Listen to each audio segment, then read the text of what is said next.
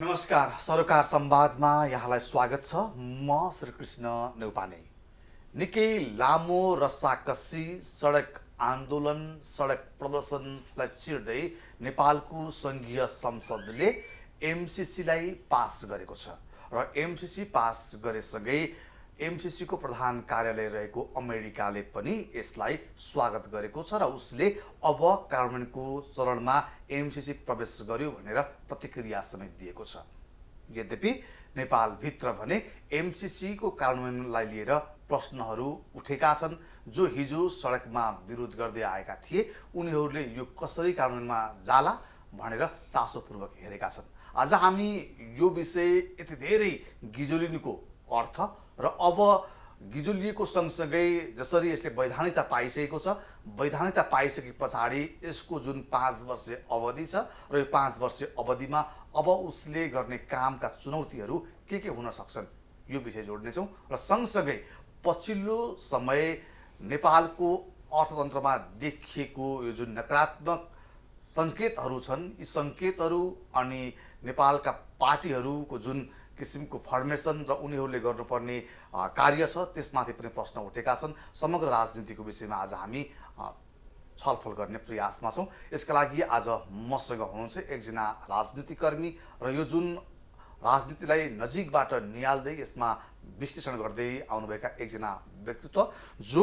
हाम्रो पार्टी नेपालका संयोजक पनि हुनुहुन्छ, गोविन्द बोहरा ब्रह्माण्ड।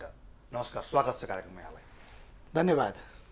यहाँहरू केही दिन अगाडिसम्म सडकमा देखिनुहुन्थ्यो। एमसीसी आयो भने चाहिँ देशै डुब्छ, नेपालमा अमेरिकी सेनाहरूले बुट बजार्छन्, यो चाहिँ एकदमै राष्ट्रको लागि हितमा छैन भन्ने किसिमको जुन किसिमको यहाँहरूको चाहिँ राष्ट्रभक्त अथवा अझ भनौँ भने मान्छेहरूले भन्ने हो भने अन्धो राष्ट्रवाद त्यो देखाउनु भयो भनिरहँदाखेरि अन्ततः सरकारले संसदले यसलाई वैधानिक रूपमा अनुमोदन गरिसकेको अवस्था छ र त्यस सँगसँगै यहाँहरूका स्वरहरू पनि आवाजहरू पनि सडकमा देखिन छाडेका छन्।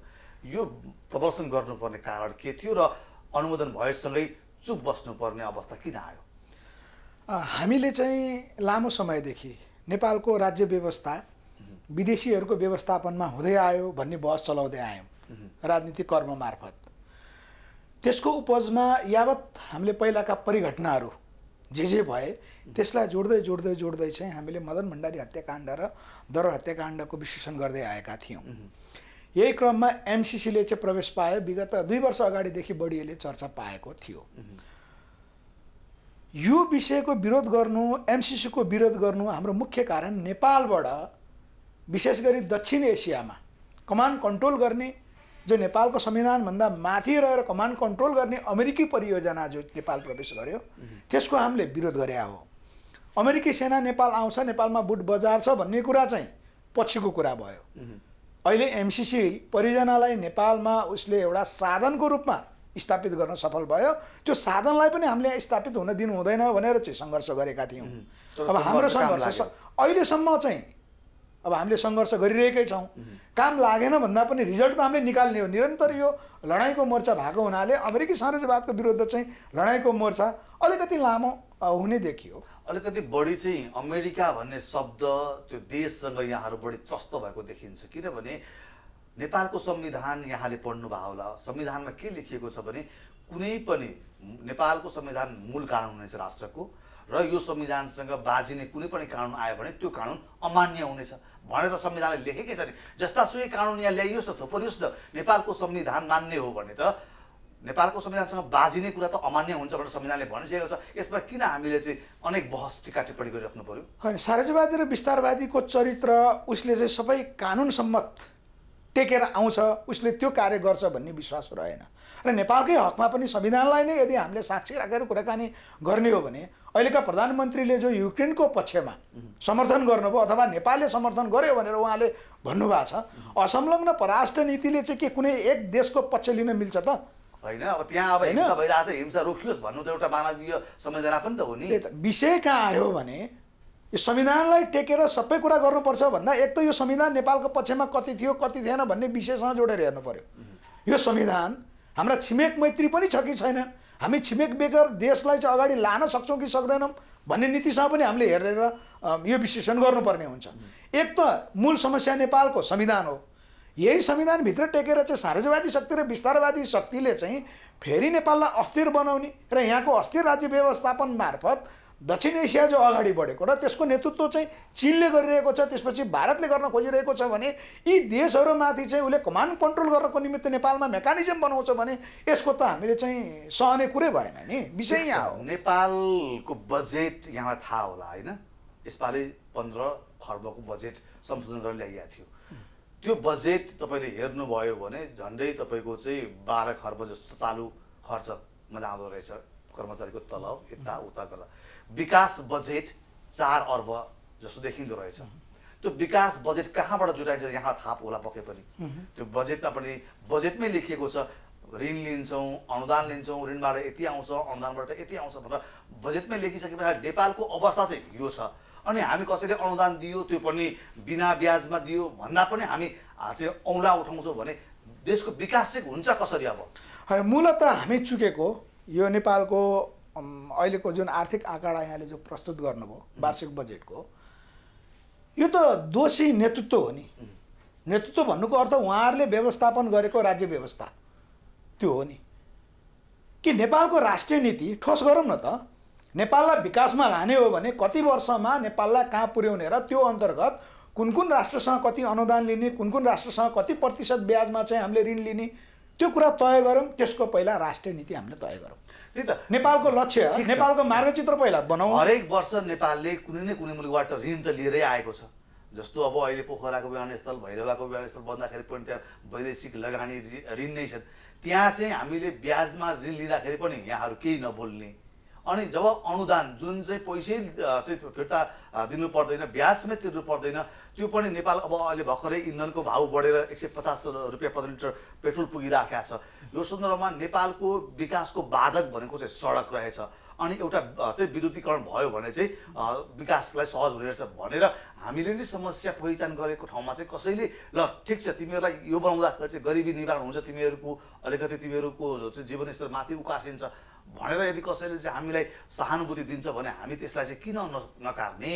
होइन, हाम्रो विकासका पूर्वाधारहरू पक्कै पनि सडक र ऊर्जा बत्ती स्वाभाविक हो, यसलाई नकार्न सक्दैनौँ। यो सँगसँगै हाम्रो चाहिँ यहाँका शिक्षामा चाहिँ द्रुत गतिमा विकास हुनुपर्छ, यसमा दुईमा त रहेन। मूल कुरा चीनसँग ऋण लिने कुरा, कम ब्याज दरमा पैसा लिने कुराको पनि हामीले विरोध गरे हो। हाम्रो आवाज सुनिएन भन्न खोजेको होइन। त्यसो त चिनिया दूतावास सबभन्दा पहिला हाम्रो पार्टी नेपालले पहिलोपटक आज रेकर्डेड छ, हाम्रो पार्टी नेपालले चिनिया दूतावास घेराउ कार्यक्रम गर्यो विगत 2 वर्ष अगाडि। किन गर्यो भन्दा भारत र चीन मिलेर नेपालको लिपु लेकलाई व्यापारिक नाकाको रूपमा 2015मा चाहिँ उनीहरूले सम्झौता गरे। चीनले यसलाई चाहिँ स्वीकार गर्नुपर्छ र अब यो नेपालको भूभाग हो भनेर नेपालप्रति उसले सद्भाव राख्ने हो भने यसलाई चाहिँ उल्टो हुनुपर्छ, भारतसँग चाहिँ त्यो पुनरावलोकन गर्नुपर्छ भनेर हामीले चिनिया दूतावास पनि घेराउ गऱ्यौँ। मूल समस्या कहाँ हो भने नेपालको दीर्घकालीन मार्गचित्र, नेपाललाई कहाँ लाने, कति वर्षमा कस्तो बनाउने भन्ने मार्गचित्र नहुनु मूल नेपालको समस्या। त्यो आजको मात्रै होइन, 2007 सालपछिदेखिको समस्या यही नै हो। फलत हामीले 4-4वटा राज्य व्यवस्था देखे पनि, हामीले बेहोरे पनि नेपाली जनताको स्थिति चाहिँ झन्झन खस्कितो।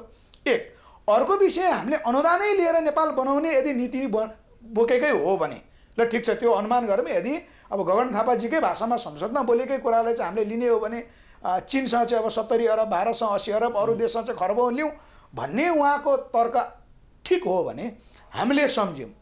तत्कालीन निरङ्कुश पञ्चायती व्यवस्थामा खुलेका उत्पादनका साधनहरू जो आत्मनिर्भरतर्फ उन्मुख नेपाल राष्ट्रका उत्पादन सम्बन्ध राख्ने उद्योगहरू, राणाको पालामा खुलेको चाहिँ रघुपति जुट मिलदेखि लिएर जनकपुर चुरोट कारखाना, कृषि औजार कारखाना, हिमाल सिमेन्ट, भ्रिकुटी काँच कारखाना, कटन मिलहरू, यस्ता यावत अहिले पछिल्लो चरण चाहिँ अब गोरखकाली टायर उद्योगदेखि लिएर सबै विदेशी राष्ट्रहरूले नेपाललाई त खोलिदिएको थियो नि त।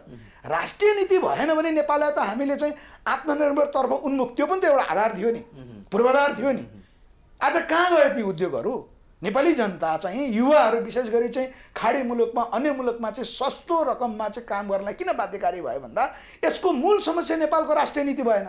त्यसकारण अहिले अमेरिकाले 60 अरब, गगन थापाजीकै भाषामा ल चीनले पनि 70 अरब देला, भारतले पनि देला, तर हामी समग्रतामा चाहिँ नेपाल राष्ट्रलाई कसरी अगाडि बढाउने नीति लियौँ त भन्दा विदेशी अनुदानमा अथवा ऋणमा नेपाललाई अगाडि बढाउने नीति लियौँ भने नेपालको सार्वभौमिकता र स्वतन्त्र नेपालको मौलिकता त्यही हो त के नेपालको क्षमतै नभएको हो त भन्ने चाहिँ प्रश्न उठ्छ। नेपाल कहिलेसम्म गरिबै बस्ने?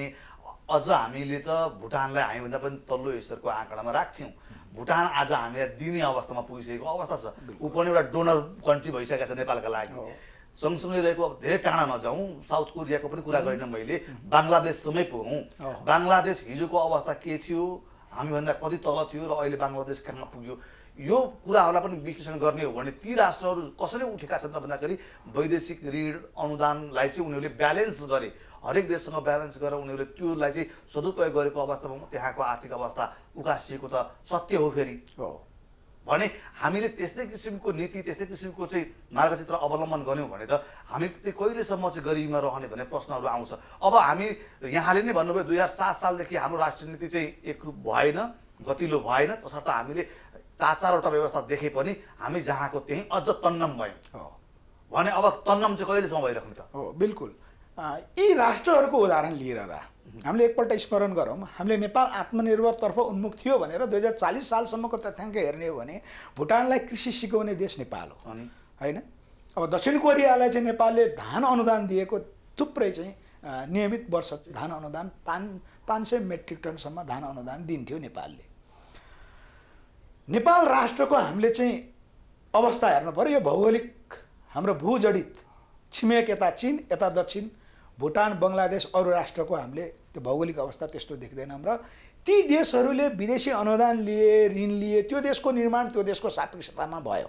त्यस्तै नेपालको सापेक्ष भनेको त्यो देशको स्रोत नेपालको जति मलाई नेपाललाई अगाडि बढाउनको निमित्त जति स्रोत र साधन छ त्यो देशको आफ्नै थियो होला। उनीहरूले कस्तो नीति लिन्छन् त्यो तपसिलको विषय राख्नुपर्छ। हाम्रो नेपालको क्षमता हामीले भन्यौँ नि उद्योग धन्दा कल कारखाना चल्ने क्षमता त रहेछ त। हामीले अहिले पनि चाहिँ एमसिसीको जगमा आशंका गरेको के हो भने मुस्ताङको युरेनियम एउटा अध्ययन टोलीको निष्कर्ष अनुसार अमेरिकाले त पहिलादेखि त्यो रिसर्च गर्यो। 1000 वर्षलाई उसको विश्लेषण 1000 वर्षको निमित्त जो एलन मस्कको योजना मङ्गल ग्रहमा बस्ती बसाल्ने योजना पुरा गर्नको निमित्त त्यो यानलाई खपत हुने एउटै इनर्जी भनेको नेपालको मुस्ताङ भएको चाहिँ अध्ययनले देखायो। त्यस्तो रिसोर्सहरू यहाँ छन्। जस्तो हाम्रो यहाँको जल, पर्यटन, जडीबुटीदेखि लिएर कृषिका माध्यमहरू जसले नेपाल आफै अगाडि बढ्न सक्छ भन्ने हुँदाहुँदै यहाँबाट उत्पादन गरेर यहाँको उत्पादनले चाहिँ हामीले अरूलाई दिने क्षमता हुँदाहुँदै त्यसलाई नष्ट गरेको कारणले गर्दा अरू राष्ट्रको चाहिँ नक्कल हामीले गर्नुपर्छ भन्ने होइन। नेपालबाटै स्रोत र साधन जो छ त्यो नेपालबाटै चाहिँ प्रशस्त मात्रामा भएको कारणले गर्दा राष्ट्रिय नीति मार्फत त्यसलाई चाहिँ नेपालकै साधन र स्रोतले नेपाल बनाऊँ भन्ने विषय चाहिँ मूल विषय हो। अब ठिक छ, एमसिसी त आउने भयो, अब त्यहाँबाट 50-55 अर्ब रुपियाँ पनि आउने भयो। अब 5 वर्षको उसले अवधि तोकेको छ र 5 वर्षभित्र जसरी पनि सक्नै पर्ने बाध्यात्मक अवधि छ। 5 वर्षभित्रमा यसले प्रसारण लाइन र सडकको स्तरोन्नति र सडक विस्तार गरिदियो भने हामीलाई घाटा के हुन्छ? यसले प्रत्यक्ष रूपमा नेपाललाई घाटा गर्दैन। सम्भवतः अमेरिकाले नेपाललाई अहिले हानि हुने कार्य गर्दैन। उसको लक्ष्य भनेको चीन हो, पहिलो लक्ष्य। त्यसपछि भारत र दक्षिण एसिया उसको पहिलो लक्ष्य हो र एमसिसी परियोजना साधन मात्रै हो। यो साधन मार्फत उसले के कार्य गर्छ भन्ने कुरा त आगामी समयले देखाउने कुरा हो। यहाँहरूलाई लागेको शङ्का चाहिँ के हो? जुन विरोध यहाँहरूले गरिराख्नु भएको छ, यहाँहरूलाई लागेको डर के हो? अनि मुख्य अहिले चाहिँ शीतयुद्ध भनेको त अमेरिका र चीन बिच छ। त्यसमा किन टाउको दुखाउने हामी? नेपालबाट हामीले छिमेक विरोधी गतिविधि हुन दिने हो भने के नेपालको चाहिँ चरित्र त्यो हो त? हामीलाई सबभन्दा पहिला समस्या पर्दाखेरि चीन र भारत चाहिन्छ कि अमेरिका चाहिन्छ?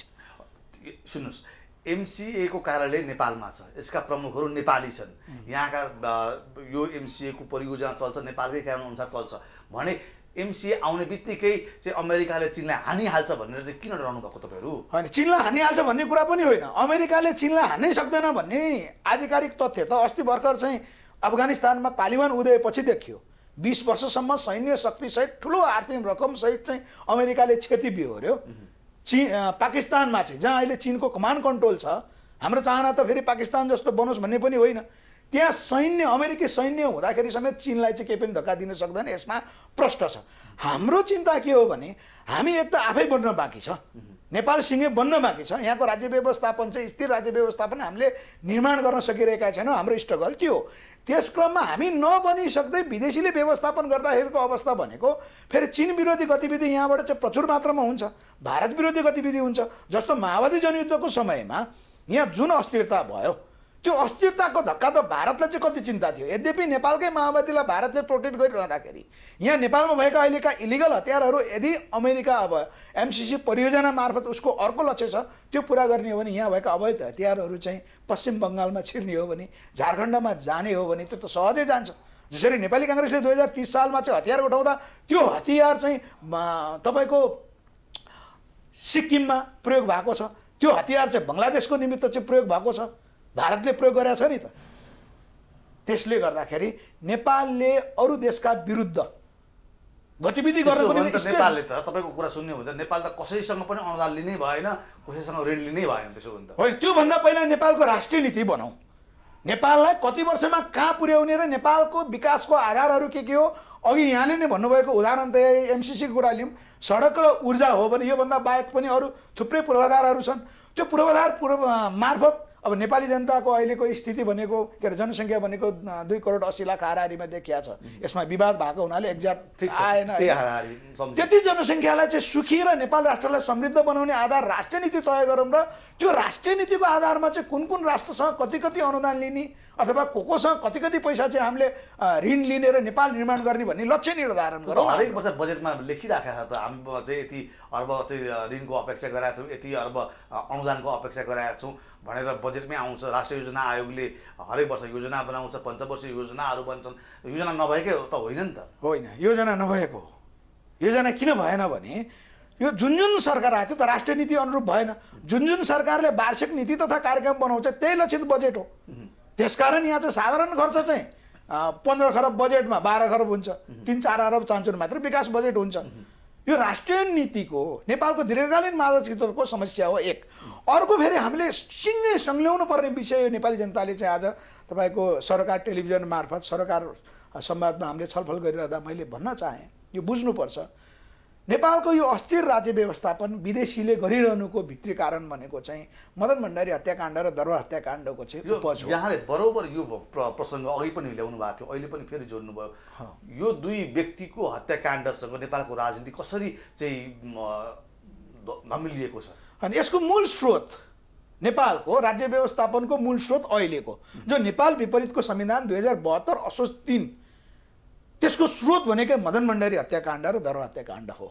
नेपाल स्थिर बन्ने क्रममा तत्कालीन एमालेका महासचिव मदन भण्डारीको जो योजना बन्यो त्यसमा छिमेक राष्ट्र चीनले चाहिँ जुन सहयोग गर्यो, नेपालका तत्कालीन राजा वीरेन्द्रले चाहिँ त्यस कुरामा जब उहाँ सहमत हुनुभयो त्यसपछि उहाँको हत्या भएको छ। त्यो हत्यापछि उदाएका नेतृत्वहरू अहिलेको चाहिँ सत्ता पक्ष र विपक्षमा रहे। तपाईँ यो कसरी किटाणी साथ भन्नुहुन्छ कि जबकि उहाँको पार्टीका मानिसहरू अहिले राष्ट्रका प्रमुख भइसकेका छन्, कार्यकारी प्रमुख भइसकेका छन्, त्यही पार्टीमा हिजो अझ निकट रहेर काम गरेका व्यक्तिहरू नै बरोबर सरकारमा गइसकेका छन्। अब उनीहरूले समेत यो विषय चाहिँ थमाउन नसकिरहँदा तपाईँहरूले कसरी यो कुरालाई औँला उठाइराख्नु भएको छ? आज उहाँहरूले ठम्ब्याउन नसकेको नाटक गर्नुभयो। उहाँहरूकै पार्टीले पूर्व प्रधानमन्त्री केपी शर्मा ओलीज्यूको एकल आयोगले पनि यो किटान गरेको छ, मदन भण्डारीको हत्या किटान गरेको छ। त्यो प्रतिवेदनले हामीले बाहिर ल्याइदियौँ, मैले उहाँहरूले लुकाएर राख्नु भएको थियो। अर्को पद्मरत्न तुलाधरको चाहिँ नागरिक स्तरीय छानबिन आयोगको जो प्रतिवेदन छ त्यो प्रतिवेदनले थप स्पष्ट किटान गरेको छ। उहाँहरूको हत्या भएको छ, विष खुवाएर चाहिँ दुवै नेताको हत्या गरिएको छ भन्ने कुरा आयो। अर्को कुरा 2057 सालमा जो अमर लामालाई मारेपछि उहाँले पाटन क्याम्पसमा केपी शर्मा ओली र माधव कमरेडको नाम लिनुभएको छ। त्यसकारण हामीले के बुझ्नु पर्यो भने नेपालको घटनाक्रम यी अहिले पदमा भएका नेताहरूको उपज भनेको उहाँहरू शक्तिमा हुनुहुन्थेन। देशभक्त शक्तिहरूलाई कसरी पाखा लाउँदै आए त भन्दा हामीले विशेष गरी चाहिँ 2050 जेठ 3 मा मदन भण्डारीको हत्या पछाडि उदाएका नेताहरू उनीहरूको क्षमता हेरौँ, उनीहरूले कार्य गरेको हेरौँ। जसरी माओवादको नाममा नेपालमा पश्चिमाहरूले कम्युनिस्ट रूपी माओवादीलाई अगाडि बढाइदिए, त्यसको उपज के नेपालमा चाहिँ माओको सिद्धान्त लागू भएको हो त? नेपालमा कम्युनिजम बढेको हो त? होइन नि। भनेको यसले के पुष्टि गर्छ त भन्दाखेरि चाहिँ नेपालमा अहिलेका सत्ता पक्ष र विपक्षमा भएका मूल नेतृत्वहरू जसले नेपाल विपरीतको संविधान दिन चाहिँ सफल भए ती भनेको मदन भण्डारी हत्याकाण्डपछि ल्याइएका उनीहरूलाई जबरजस्त यो ठाउँमा पुर्याइएको उपज हो। यसलाई छानबिन गरौँ न त। यो सङ्घीय गणतन्त्र भनेर जसरी नेताहरूले भन्छन् अथवा संविधानमा लेखिएको छ यो रूपमा चाहिँ यो जे भए पनि सारमा छैन। यो हो सारमा यो नै होइन, सारमा नेपाललाई नियन्त्रित अस्थिरतातर्फ निरन्तरता दिनको निमित्त विदेशीहरूको व्यवस्थापन भयो। त्यो अन्तर्गत यी नेताहरूलाई विकास गराइयो। अहिलेका दलहरूलाई विकास गरेर चाहिँ आइएनजिओ मार्फत यावत उनीहरूको चाहिँ स्रोत र साधन विदेशीको स्रोत र साधन मार्फत यहाँ पुर्याइयो। त्यो अनुरूपको चाहिँ संविधान बनाइयो। त्यो संविधान कार्यान्वयन गर्नेको नाममा आज देश युक्रेनको लाइनतर्फ चाहिँ उन्मुख गराइयो। हामीलाई छिमेकी देश चाहिँदैन, चीन चाहिँदैन, भारत चाहिँदैन, भारतको हस्तक्षेप चाहिँदैन। त्यो एउटा विषय रह्यो। भनेपछि यहाँहरूले भने जस्तो एमसिसी आउने बित्तिकै अब जसरी युक्रेन नेटोसँग अमेरिकासँग निकट रह्यो, रसियालाई उपेक्षा गरेर निकट रह्यो भनिरहे जस्तै अब नजिकका दुईवटा छिमेकीलाई छोडेर समुद्र पारीको अमेरिकासँग निकट भएको हो नेपाल। बिल्कुल त्यसरी बुझ्ने अहिले त्यतैतर्फ उन्मुख। यद्यपि अहिलेको निर्णय नै सर्वेसर्वा यी नेताहरू विशेष गरी अहिले गठबन्धनको नेतृत्व र विपक्षी एमालेको समर्थनमा मौन समर्थनमा एमसिसी अगाडि बढ्नु भनेको चीनलाई नेपालले सिधै युद्धको घोषणा गर्यो, ललकार्यो, भारतलाई ललकार्यो। यो त यहाँहरू झन् प्रोभोक गरिदिएर चाहिँ चिनियाहरूलाई उकास्ने काम बढी भइरहेको छ। चिनियाहरूलाई होइन, हामीले नेपाल निर्माणको काम, नेपालका राष्ट्रघाती र देशद्रोहीहरूले के गरे भन्ने कुरा जनतालाई भनिरहेको हो। आज तपाईँको सरकार टेलिभिजन मार्फत जनतालाई हामीले अपिल गरिरहेका छौँ। अनि चीनको बिआरए आउँदा चाहिँ केही नहुने अनि अमेरिकाको एमसिसी आउँदाखेरि चाहिँ के नहुने जस्तो तरिकाले जस्तै यहाँहरूले व्याख्या गरिराख्नु भएको छ। चीनले त हिजो हामीले त ऋणमा त व्यापार गरिराखेको छ त। ऋणमा जब तपाईँको पोखरा व्यवस्थालाई हेर्नुभयो भने त्यहाँ चाहिँ अरबौँ उसको लगानी चाहिँ हामीले 2% ब्याजमा लिएका छौँ र त्यो 2% ब्याज तिर्नको लागि चाहिँ नेपाल त्यो जुन एयरपोर्टले कमाउने वार्षिक पैसाले पनि नपुग्ने अवस्थामा पुगेको छौँ। त्यसरी टाटपल्टी नै गरी ऋण लिनु भनेर त अनुदान लिनु त ठिक भनेर त सोच्नु पर्दैन भनेको होइन, सोच्नु पर्ने हो। त्यसकारण हामीले बिआरआई लिनुभन्दा पहिला पनि राष्ट्रिय नीति तय गर्नु पर्थ्यो। बिआरआई माथि त हामीले यसरी एमसिसीको जसरी चाहिँ राष्ट्र विरोधी नभए हुनाले बिआरआईको विरोध गर्नुपर्ने अवस्था आएन। यद्यपि चीनले नेपाललाई मलेसिया जस्तो बनाउन सक्छ। त्यसकारण चीनले नेपालको सर्वेसर्वा विकास गरिदिन्छ भन्ने विषय पनि होइन। भारतको हस्तक्षेपकारी नीतिको कारण आज नेपाल यो अवस्थामा भयो भन्ने कुरामा क्लियर हुँदै पनि भारतसँग नयाँ आयाममा हामीले सम्बन्ध गाँच्नुपर्छ भनिरहेका छौँ। र भारतमा बिजेपीको शक्ति उदय भइसकेपछि उसले चाहिँ यहाँ सूक्ष्म व्यवस्थापन जो गर्थ्यो त्यसलाई क्रमशः कटौती गर्दैछ र इपिजी मार्फत भारत र नेपालको नयाँ सम्बन्धमा चाहिँ अगाडि बढ्नुपर्छ भनेर एउटा प्रतिवेदन पनि तयार भएको छ। यस अर्थमा हामीले बिआरआईको समर्थन गरेको होइन। नेपालको राष्ट्रिय नीति नभइकन बिआरआईमा नै हामीले सम्झौता गर्न हुँदैन थियो।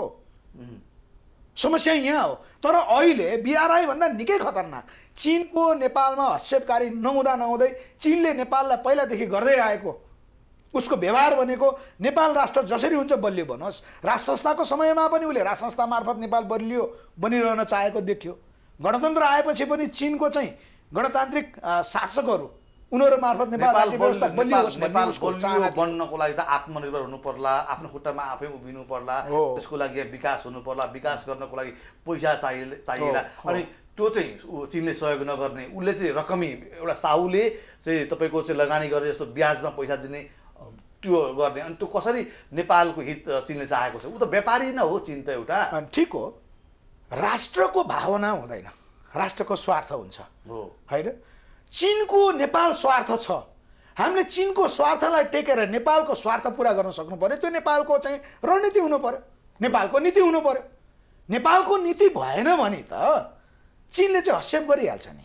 बिस्तारै उसले जसरी अहिले चाहिँ होङसी सिमेन्ट मार्फत नेपालका सम्पूर्ण सिमेन्टमाथि उसले कन्ट्रोल गर्ने भयो होइन। बिस्तारै वासिन सिमेन्ट आएको छ, बिस्तारै कृषिमा प्रवेश गर्ला, बिस्तारै यहाँको चाहिँ हाम्रो पर्यटनको चाहिँ आन्तरिक हाम्रो यहाँको मौलिक पर्यटकीय बजारलाई विस्थापन गरिसक्यो। त्यसकारण हामी चीनप्रति फेरि पुरै भरोसा राख्ने होइन, चीनसँग पनि पुनरावलोकन गर्नुपर्छ। तर चीनको हस्तक्षेपकारी नीति नभएको र नेपालको नीति नभएको कारणले गर्दाखेरि चीनले चाहिँ यहाँ लगानी मार्फत उसले आफ्नो फेरि यहाँ संरचना उसले चाहिँ अमेरिकाले एमसिसी मार्फत आफ्नो साधनहरू यहाँ निर्माण गरिरहँदा चीनले पनि यावत साधनहरू निर्माण गर्छ भनेको त नेपाल किडा स्थलतर्फ उन्मुख भयो हो। युक्रेन बन्दै गरेको भनेको चाहिँ त्यही हो, युक्रेनतर्फ उन्मुख भनेको त्यही हो। त्यसकारण हामीले कुनै पनि राष्ट्रको अधिवादको विरुद्ध लड्नको निमित्त नेपालको स्वार्थ चाहियो। नेपालको स्वार्थ भनेको नेपालको राष्ट्रिय नीति हो, जुन नीति आज कुनै पनि दलहरूले चाहिँ नेपालको आफ्नो राष्ट्रिय नीति समग्रतामा चाहिन्छ र त्यो राष्ट्रको नीतिलाई टेकेर विभिन्न देशको स्वार्थलाई हामीले चाहिँ सदुपयोग गर्दै नेपाललाई विकासको मार्गमा लिएर जानुपर्छ भन्ने चाहिँ कसैले बहस चलाएनन्। हाम्रो पार्टी नेपालले उठाएको बहस यो हो। अब अन्तिममा पनि छौँ हामी। यहाँहरूले भने जस्तो राष्ट्रिय नीति भएन तसर्थ चाहिँ त्यो अनुसारले अनुदान ऋण लिँदाखेरि ब्यालेन्स नहुन सक्छ र भएन भनिरहँदा कस्तो राष्ट्रिय नीति भइदिएको थियो भने चाहिँ यी तमाम विषयहरू जहाँ चाहिँ हामीले विकास गर्नुपर्ने थियो, जहाँ हाम्रा चाहिँ विकासका बाधकहरू थिए तिनीहरूलाई चिर्नु पर्नको लागि पैसा चाहिन्थ्यो, ती चाहिँ पैसा अनुदानमा दिन सक्थ्यौँ होला त। कस्तो कस्तो किसिमको राष्ट्रिय नीति हुनुपर्छ?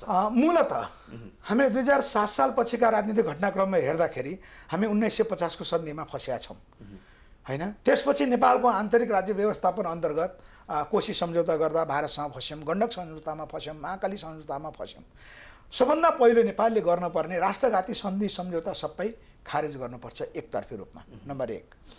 अर्को विषय, भारतको नेहरू डक्ट्रिन नेपालमा कार्यान्वयन भइरहेको कारण अहिलेसम्म त्यसलाई चिर्नको निमित्त एउटै अहिलेको लागि चाहिँ अगाडि देखिने बाटो भनेको नेपालले अबको राष्ट्रिय नीतिमा शक्तिशाली न्यायिक नागरिकता छानबिन आयोग गठन गरेर त्यो नागरिकता छानबिन गर्नुपर्छ। अर्को नेपालको कृषि नीति चाहियो। कृषिको माध्यमबाट चाहिँ हिमालदेखि तराईसम्ममा होइन कहाँ कसलाई उठाउन सकिन्छ, नेपाली जनताको पहिलो आधार, नेपाली जनताको चाहिँ घाँस बाँस कपास पुरा हुने आधार एउटा कृषि हो। अर्को पर्यटन नीति चाहिन्छ, अर्को उद्योग नीति चाहिन्छ। त्यो उद्योग नीति फेरि नेपालकै कच्चा पदार्थमा आधारित चल्न सक्ने उद्योगहरूलाई चाहिँ हामीले छनौट गर्नुपर्छ। जस्तो पहिला बाँकेर बर्दियामा सबै कुरा छैन त नेपालसँग, कहाँ छ त? यदि त्यो नीति हुन्थ्यो भने उद्योग धन्दै बन्द हुँदैन थियो। जनकपुर चुरोट कारखाना भनेको त किसानहरूले सुर्ती उत्पादन गर्थे होइन। उखु मिलहरू चाहिँ बिरगन्ज चिनी कारखानादेखि लिएर कयौँ उखु मिलहरू चाहिँ बन्द गर्नु। आज बिरगन्ज चिनी कारखानाको 800 बिघा जमिन आफ्नो छ। त्यो उखुमा आधारित किसानहरू बाँच्न सक्ने अवस्था भएन। बाँके र बर्दियामा 825 बिघामा चाहिँ कपास खेती थियो। त्यो कपास किसानले उत्पादन गर्थे। जुट मिल त्यस्तै थियो, सिमेन्ट उद्योगका आधारहरू त्यस्तै थिए, कपडा उद्योगका आधारहरू त्यस्तै थिए भनेको राष्ट्रिय नीति खोइ, त्यो नीति खोइ। त्यसकारण अब नेपालमा अर्को राजनीतिक संरचना तपाईँको चाहिँ आइएनजिओ र एनजिओको संरचना मार्फत विदेशीले नेपालमा व्यवस्थापन गरिएको कुरा सबैलाई जगजाहेर छ। यो संरचनाले चाहिँ अब हामी राख्दैनौँ भनेर राष्ट्रिय नीतिमा तय हुन पर्यो।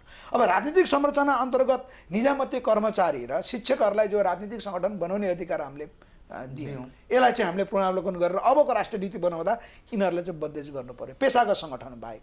अर्को हामीले ट्रेड युनियनको संरचना, जो उद्योग धन्दा बन्द हुनुमा ट्रेड युनियनको संरचना त प्लान्टेड प्लटिङ अन्तर्गत रहेछ नि त, जो हाम्रा यहाँका चाहिँ राष्ट्र उत्पादनका साधन मार्फत आत्मनिर्भर हुने बाटो हामीले ब्लक गर्यो। त्यो त ट्रेड युनियनको आन्दोलन गलत तरिकाले चाहिँ हामीलाई मजदुर अधिकारको नाममा गलत तरिकाले कसरी गरिरहेको छ भन्ने कुरा थाहा भएन। त्यसकारण यो राष्ट्रिय नीतिको आधार हो। अब हामीले चाहिँ यसलाई मध्यनजर गर्दै अर्को यो राष्ट्रिय नीतिको आधार तयार गरिरहँदाखेरि चाहिँ हामीले चाहिँ राज्य व्यवस्थाप्रति, यो गणतान्त्रिक राज्य व्यवस्था चाहिँ यहाँसम्म हुँदाखेरि चाहिँ यो एउटा कथित रहेछ, विदेशीले बनाइदिएका रहेछन् भनेर हामीले अब पृथ्वीनारायण शाहपछि नेपालको जुन राज्य व्यवस्था निर्माण भएन।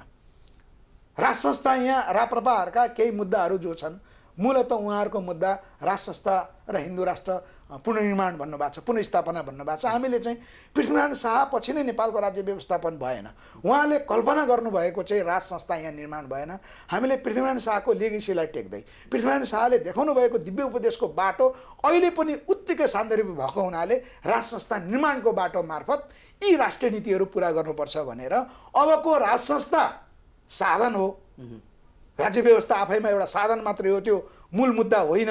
त्यो साधन मार्फत नेपाल राष्ट्रलाई सुखी बनाउने र नेपाली जनतालाई सुखी बनाउने, नेपाल राष्ट्रलाई समृद्ध बनाउने भनेको अहिलेको उद्योगका नीति, कृषिका नीतिहरू। अब अन्तिममा एउटा निष्कर्ष निकालेर कार्यक्रम सकौँ।